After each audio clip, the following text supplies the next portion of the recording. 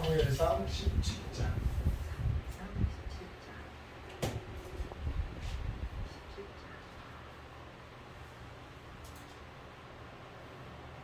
12절부터서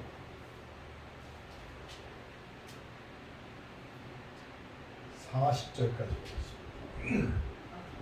다윗은 유다 베들레헴 에브라 사람 이세라 하는 사람의 아들이었는데, 이세는 사울 당시 사람 중에 나이가 많아 늙은 사람으로서 8 아들이 있는 중 그 장성한 세 아들은 사울을 따라 싸움에 나갔으니, 싸움에 나간 세 아들의 이름은 장자 엘리압이요, 그 다음은 아비나답이요, 셋째는 삼마며, 다윗은 막내라. 장성한 세 사람은 사울을 따랐고, 다윗은 사울에게로 왕래하며 베들레헴에서 그의 아버지의 양을 칠 때 그 블레셋 사람이 40일 조석으로 나와서 몸을 나타내었더라. 이새가 그의 아들 다윗에게 이르되, 지금 내 형들을 위하여 이 볶은 곡식 한 에바와 이 떡 10덩이를 가지고 진영으로 속히 가서 내 형들에게 주고, 이 치즈 10덩이를 가져다가 그들의 천부장에게 주고, 네 형들의 안부를 살피고 증표를 가져오라.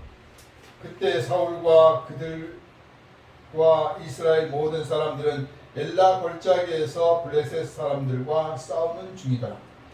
다윗이 아침에 일찍 일어나서 양 지키는 자에게 맡기고, 이새가 명령한 대로 가지고 가서 진영에 이른즉, 마침 군대가 전장에 나와서 싸우려고 고함치며 이스라엘과 블레셋 사람들이 전열을 벌이고 양군이 서로 대치하였더라. 다윗이 자기의 짐을 짐지키는 자의 손에 맡기고 군대로 달려가서 형들에게 문안하고 그들과 함께 말할 때, 마침 블레셋 사람의 싸움 도두는 가드 사람 골리앗이라 하는 자가 그 전열에서 나와서 전과 같은 말을 하며 다윗이 들으니라. 이스라엘 모든 사람이 그 사람을 보고 심히 두려워하여 그 앞에서 도망하며, 이스라엘 사람들이 이르되, 너희가 이 올라온 사람을 보았느냐?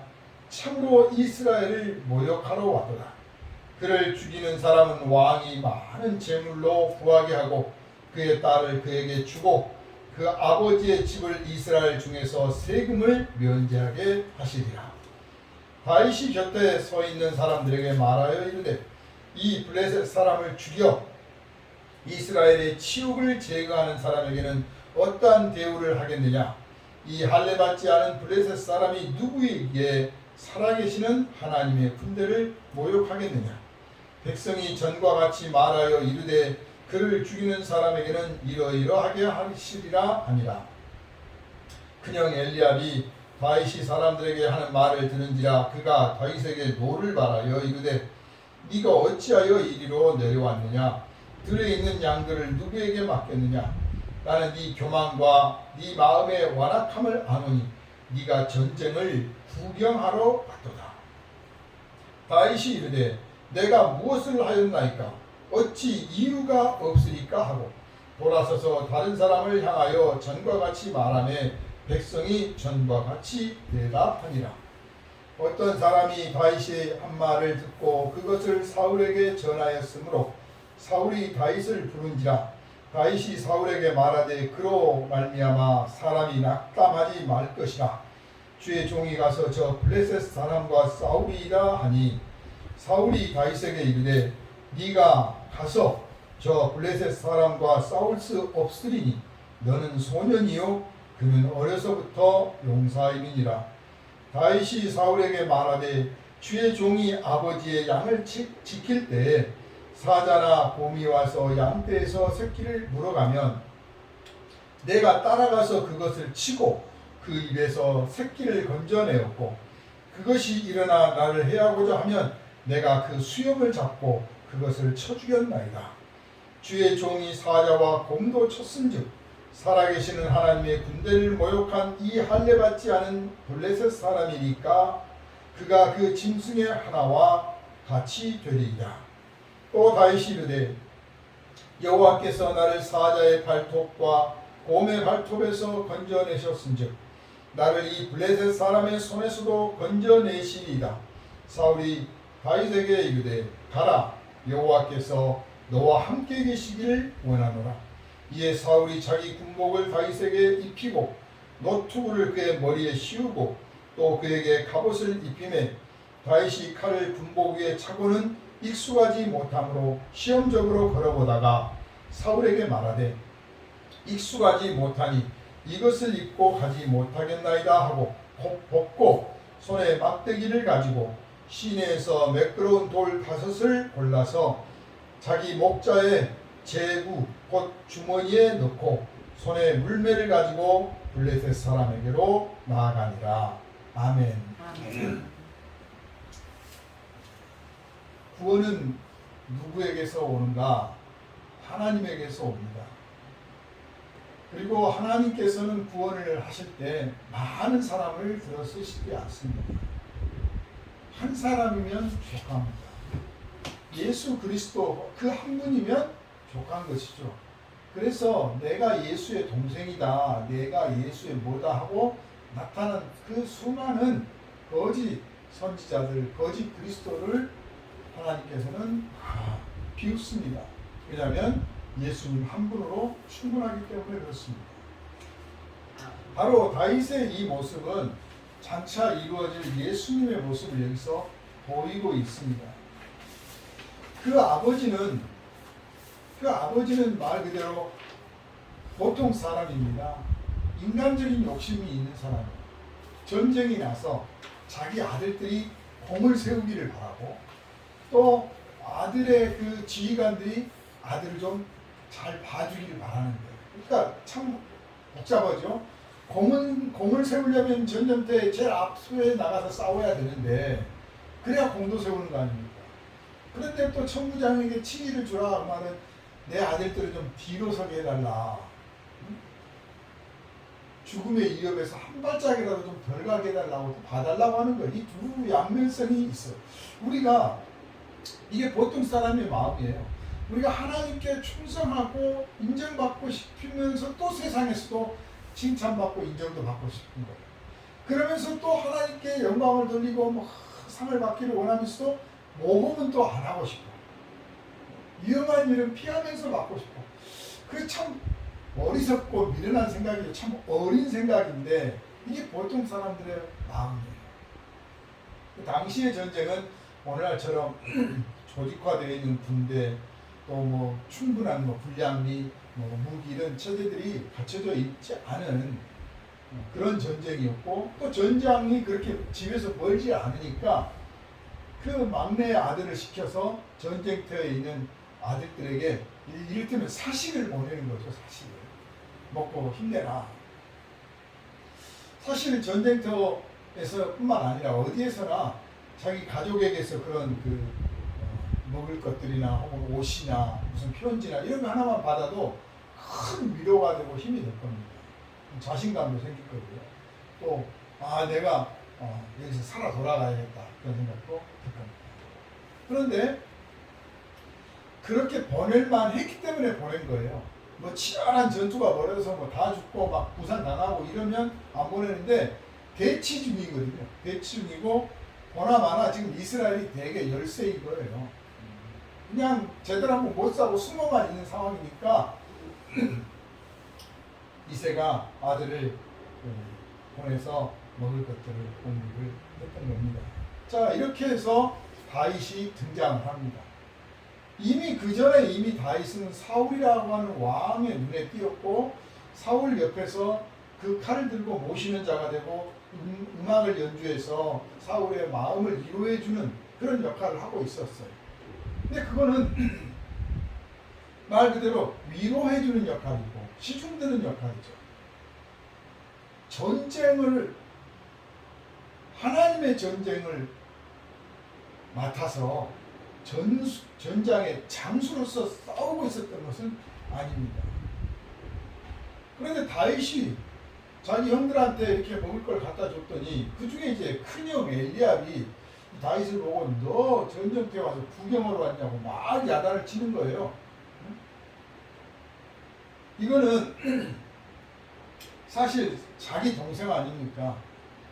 동생이니까 야 여기 위험한 곳이니 어서 속히 가라. 이렇게 해야 되는데 그러지 않고 다윗이 전쟁터에서 저 블레셋 사람 저 골리앗을 이기는 자에게 어떻게 해주느냐 하는 말을 듣고 또 다윗이 그걸 묻고 막 이런 과정을 보면서 화가 나는 거죠. 왜? 첫째는 평소에 다윗을 무시했거든요. 무시하고 있었기 때문에 우리 인간의 마음속에는요, 누구를 미워하고 무시하고 뭐 이런 것들이 어느 계기가 되면 다른 걸로 포장해서 나오는 거예요. 받아들이지 못하는 거죠. 첫째는 다윗을 무시하고 있었어요. 다윗을 무시하고 있었는데 다윗이 하는 말이 블레셋 사람 저 사람을 죽이면 어떻게 할 거냐? 어떻게 이스라엘에 장수가 없어서 용사가 없어서 저놈이 저렇게 하나님을 모욕하고 이스라엘 군대를 모욕하는 것을 내버려 두고 있느냐? 지금 그런 말이거든요. 이 말을 다른 사람들은 다 그냥 한 소년이 말하는구나 라고 듣는데 엘리압 입장에서는 평소에 동생을 무시하고 얕잡아 봤기 때문에 형은 뭐하고 있길래 이거 하나도 못해? 이렇게 들리는 거예요. 그래서 말끔 화가 납니다. 우리들도 은근히 그렇잖아요. 우리가 화를 낼 때 이유를 가만히 보면 너는 뭐하고 있길래 그것도 못하냐? 그럴 때 우리가 화를 낸단 말이에요. 그거 진짜 자존심 상해요. 엘리압이 자기를 못 감추고 그렇게 사실 그렇게 화가 나더라도 야야야 전쟁 위험하니까 빨리 가야 돼. 조금이라도 동생을 배려하는 마음이 있으면 그러는데 그것조차도 없어. 거기다가 지난 시간에 다윗이 사무엘에게 기름 부음을 받았잖아요. 되게 못마땅한 거예요. 내가 이 집안을 이끌고 가야지. 그래서 내가 이 전쟁터도 나와가지고 사울 옆에서 지금 전쟁을 치르고 있는데 우리 아버지도 그걸 아시고 이렇게 먹을 것도 갖다 주고 그런데 이 막내 녀석이 와가지고 무슨 쓸데없는 소리 나고 약이 나오고 무척 화가 나. 그러니까 지금 하나님이 나 말고 다른 사람한테 기름을 부었다는 것도 못마땅해. 그런데 이 녀석이 와서 또 약까지 올려. 뭐 등등 이게 복합적이에요. 그러니까 우리가 화를 내고 분노하고 막 이런 게 어떤 작은 어떤 하나의 건수 때문이 아니고 막 누적되어 있는 거죠. 그래서 화는 위에서부터 걷어내는 게 아닙니다. 지금 이 건을 화를 멈춘다고 해서 화가 해결되는 게 아니에요. 분노가 다스려지는 게 아니에요. 밑에서 무너뜨려야 돼요. 내가 저 사람 때문에 화가 났다. 왜 화가 났을까? 저 사람이 이래서 욕을 해서 비웃어서 화가 났다. 그래, 어떤 걸 하지 그렇다고 끝나는 게 아니에요. 밑바닥에 층층이 쌓여있는 분노가 있는 거예요. 그 사람에 대한 분노가. 알고 보면 지난번에 약속할 때 시간 늦었지. 그 전에 그 앞에 만났을 때 밥값을 안 냈어. 그 전에 이게 딱 쌓여서 조그만하게 화가 났던 것들이 쌓여있는 거예요. 밑에서 무너뜨려야 발으로 무너져요. 내가 지금 화가 난 게 이것 때문이 아니라 옛날에 뭐 때문에 화가 나는구나 라고 생각을 해야 되는 것입니다. 그래야 마음을 다스릴 수가 있어요. 어쨌든 다윗은 이제 분노가 솟았던 거죠. 이 분노를 하나님은 지금 우리한테 가지라고 하는 거예요. 예수님이 가지셨던 것이고 우리가 가져야 될 분노, 정당한 분노요. 하나님이 기뻐하시는 분노. 하나님이 안 기뻐하시는 분노를 품는 것은 하나님 앞에 매를 맞습니다.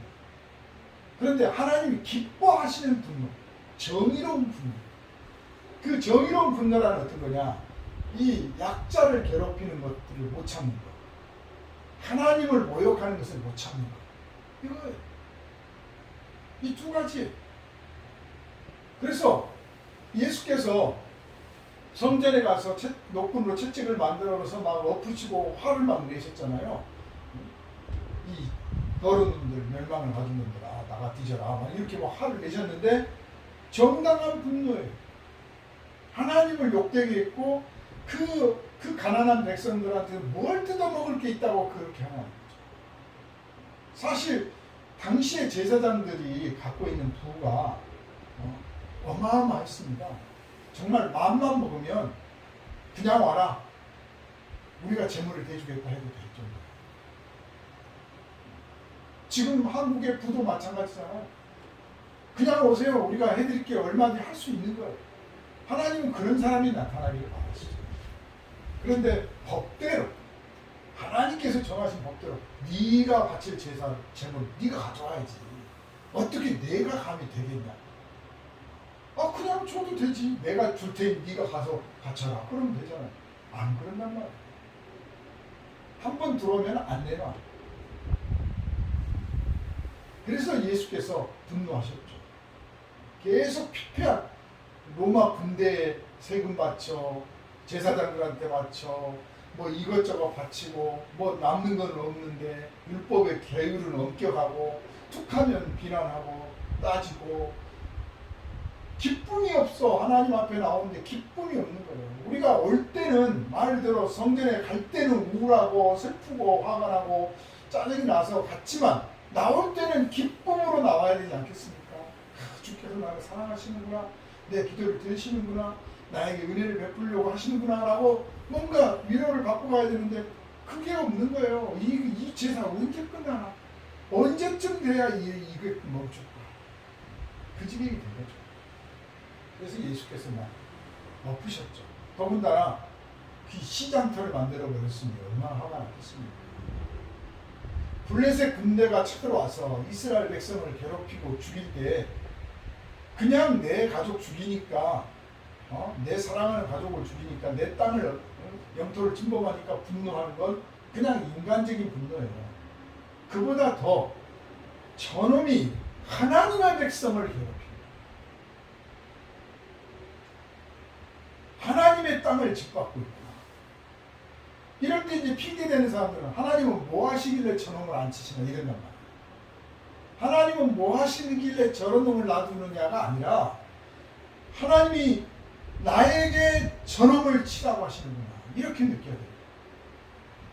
그래서 죄악 가운데 방탕하고 이 죄악 가운데 쓰러져가고 죽어가는 지옥불로 달려가고 있는 영혼을 볼 때 하나님은 뭐 하시길래 저 사람을 구원 안 하나?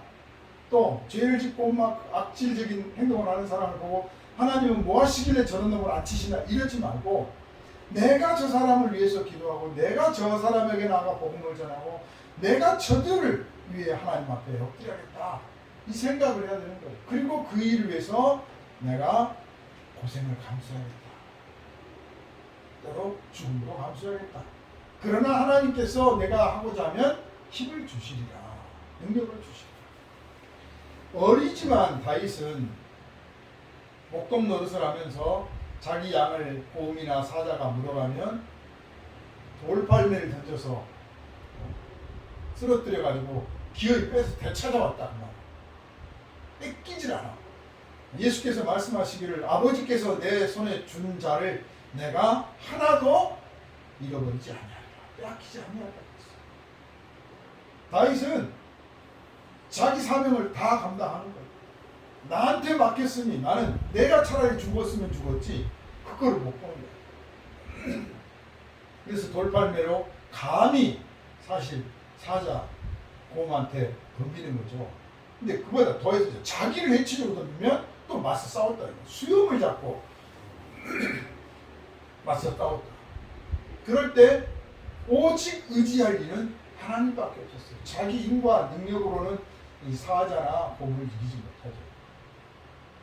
가서 싸움을 거는 건 아니잖아요. 오직 하나님 나를 도와주소서 해서 하나님을 믿고 의지하고 승리를 했다. 이 경험을 왜 하게 하셨습니까? 왜 하게 하셨어요? 장차 쓰일 날이 있었던 거예요. 다윗은 몰랐는데 이때가 바로 그때구나 깨달았어요. 하나님이 우리가 기도하면 들어주시고 사업도 되게 해주시고 뭐도 되게 해주시고 병도 낫게 해주시고 막 하시는 이유가 뭡니까? 그래 너 잘 먹고 잘 살아라. 물론 그래요. 그것으로 그치는 것은 그냥 내 어리석은 생각인 거예요. 하나님께서 뜻하신 바가 있어요. 계획하신 때가 있어요. 정말 내가 한 번은 하나님께 쓰임 받아야 될 때가 있는 거예요. 그때를 찾아서 그때를 기다리고 그때를 만나면 바로 이때다. 내가 여기서 죽어야겠다. 이런 사명감을 성도들이 가져야 됩니다. 그래서 에스더도 그랬지만 하나님께서 나를 왕비로 만들기를 바로 이때를 위함이 아닌지 누가 알겠습니까? 그랬잖아요. 이 사람이 바로 기도하는 사람이요. 이 사람이 바로 성령의 음성을 듣는 사람이에요. 근데 성령의 음성을 듣지 않고 기도하지 않은 사람들은 그저 자기 잘 되는 것만 말하지 이때구나를 못해. 돈이 생겨도 하나님이 나 부자 되게 하시려고 그런구나 이렇게만 생각하는 거예요. 돈이 생기면 하나님이 쓰실 일이 있나 보다. 하나님이 쓰실 일이. 제가 며칠 전에 어떤 목사님 만났는데 요번에 많이 아파서 갑자기 병원 입원하셨어요. 그래서 저는 돌아가실까 봐 굉장히 걱정을 했었어요.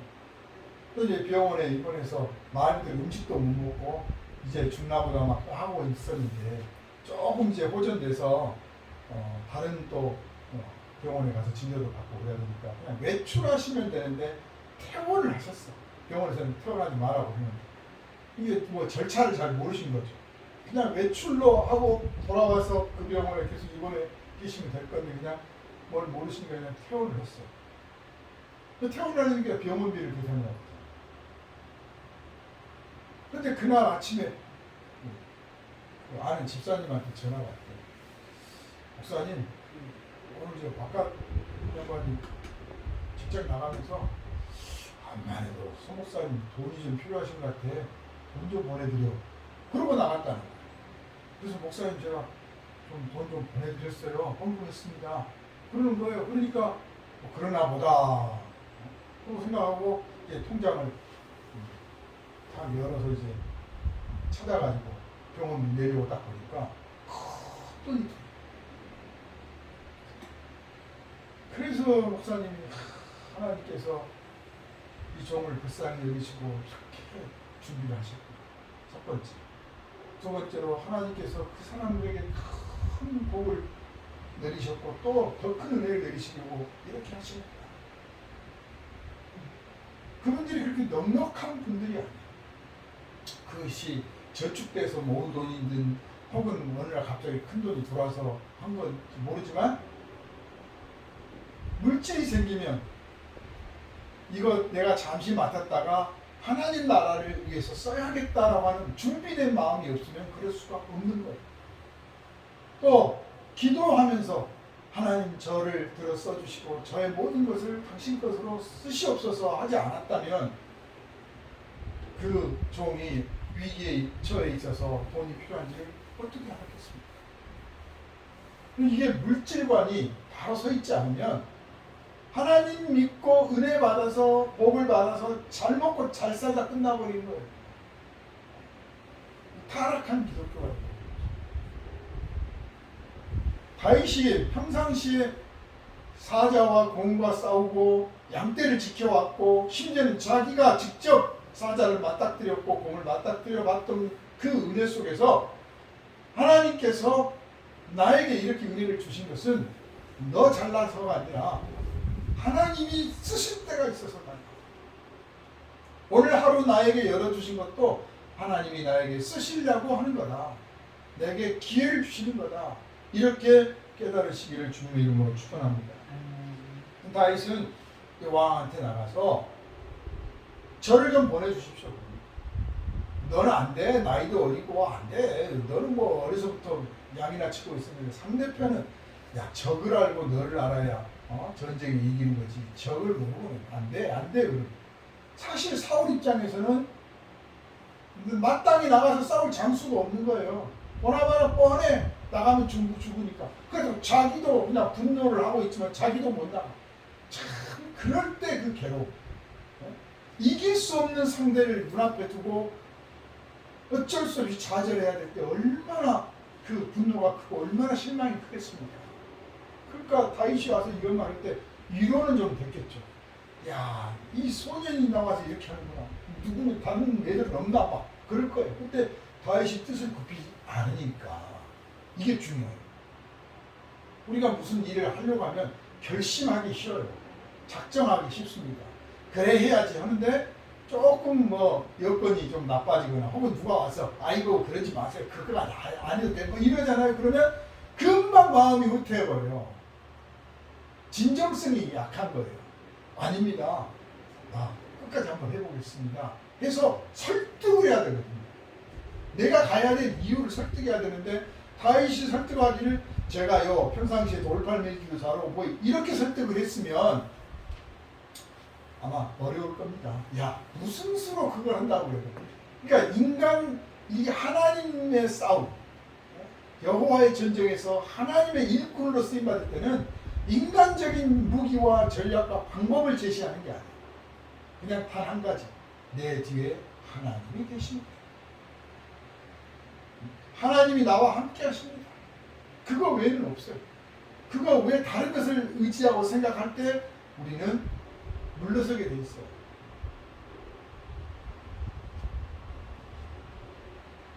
하나님이 나와 함께 하셨기 때문에 내가 나가 싸우겠다니, 참 인정할 수밖에 없죠. 어쩌면 사울은 관창을 생각했을 수도 있어요. 우리식으로 말하면, 그래, 이 소년이 나가서 용감하게 싸우다가 죽으면, 보라, 이 어린 소년도 나와서 싸우다 죽었는데 너희들은 뭐 하는 거냐 해서 그걸로 해야겠다고 잽싸게 생각을 했을 수도 있어요. 뭐 여러 생각들이 있었겠죠. 어쩌면 그걸 기다릴 수도 있어요, 사실은.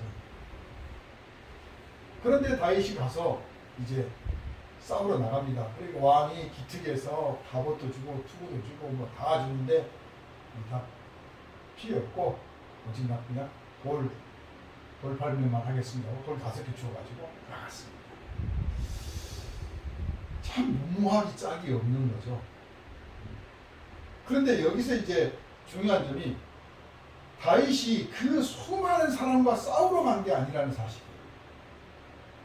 딱 그 적장 하나면 이기면 된다고 생각합니다. 사자 떼와 싸웠던 게 아니고 사자 한 마리와 싸웠던 거예요.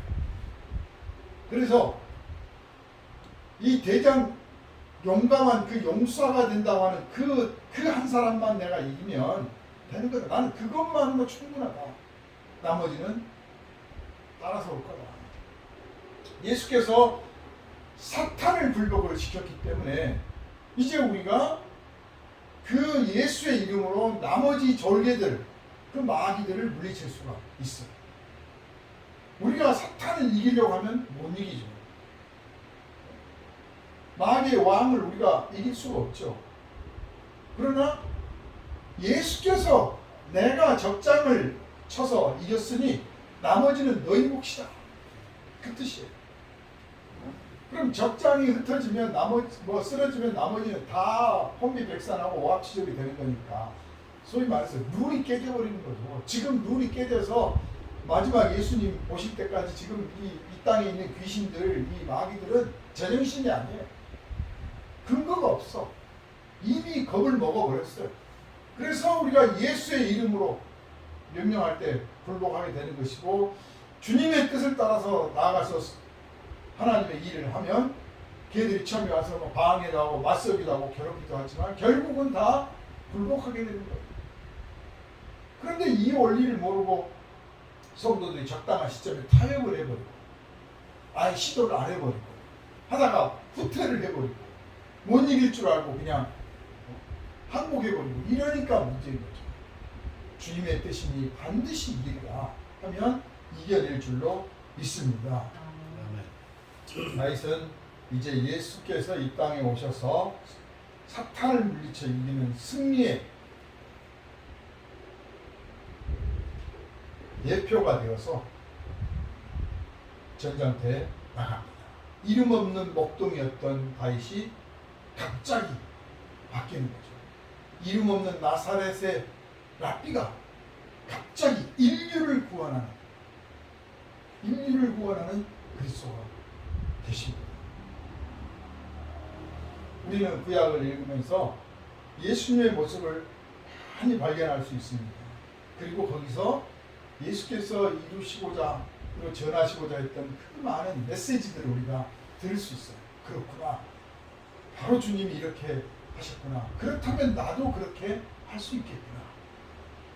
저와 여러분이 주님과 함께 세상에서 마귀 권세를 물리쳐 이겨나가는 축복의 승리자들이 되시기를 주님의 이름으로 축원합니다.